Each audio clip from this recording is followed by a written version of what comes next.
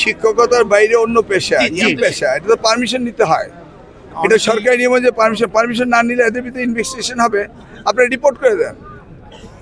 শুনেন, আপনারা হলেন জাতির দর্পণ, আপনারা সব কিছু দেখার চেষ্টা করেন এবং আপনারা যদি সিনসিয়ারলি অনেস্টলি রিপোর্টিং করতে থাকেন, আমরা সেই রিপোর্টিংগুলি দেখে দেখে ব্যবস্থা নিব।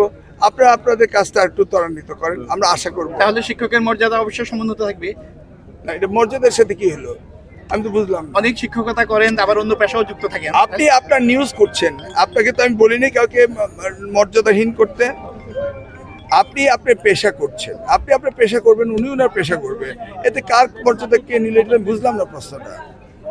আপনি দায়িত্বটা আপনি পালন করেন, ওনার দায়িত্ব উনি পালন করেন, তাহলে হয়ে গেল। এই দায়িত্বের মধ্যে কোনো অবহেলা থাকলে সেটা জনসম্মুখে আসবে, আমাদের দৃষ্টিতে আসবে।